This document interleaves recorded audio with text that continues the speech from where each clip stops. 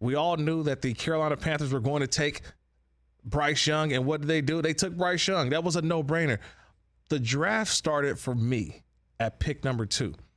And a lot of us saw a lot of the smoke. There was a lot of smoke, fellas, about who was going to be the number 2 pick. The slander for C.J. Stroud was ridiculous. It was unwarranted. I was talking with a buddy of mine. He said, man, well, that's terrible what's going on with C.J. Stroud. Well, do you think he's going to fall?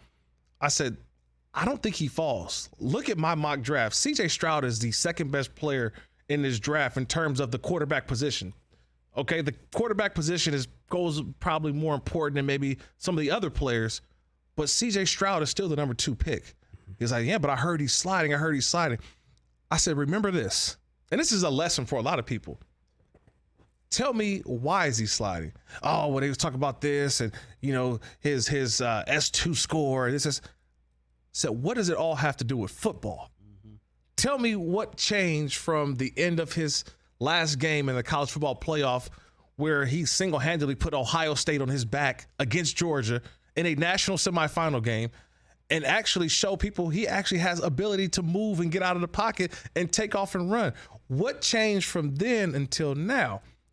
Was it football reasons that you felt uncomfortable with C.J. Stroud, or was this all a constructed smokescreen by Nick Caserio, the general manager of the Houston Texans? I'm going to go with the latter. I thought the Houston Texans were sending out smoke flares and had everybody thinking something totally different, that they weren't going to draft him. But in reality, they were setting up not the number 2 pick. They were setting up the number 3 pick. Because number 1 was obviously Bryce Young. Number 2, the Houston Texans take C.J. Stroud.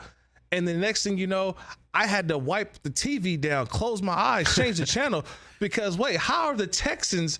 They just picked at 2. How are they back on the clock at pick 3? Yeah. No, there's something wrong. Tell me what happened. Oh, the Houston Texans decided that, yeah, we're going to trade our pick with the Arizona Cardinals, our second pick, and move back up to number 3.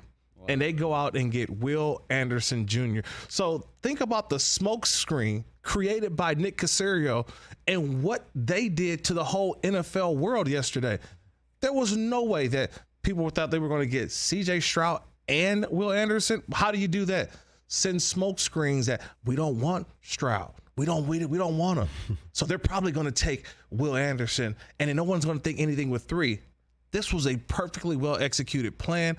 I love it that you think about it the next day. You say, wow, that's actually brilliant. What did you think about it? What did you see? Like, I saw it and I just immediately said, genius by the Texans, D'Amico Ryans and Nick Caserio. Yeah, I think genius. I also think it was kind of a meeting of the minds in the front office where they just came to a compromise. Yeah. It seemed like the owner really wanted a quarterback.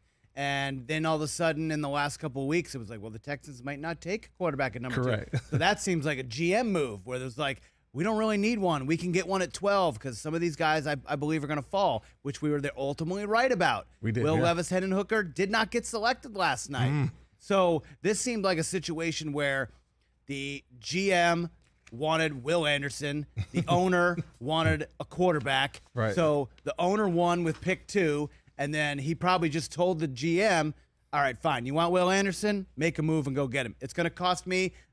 They gave up a lot. They gave up a lot, yeah. They gave a lot. Their second-round pick, first-rounder, and was it third next year? Yeah.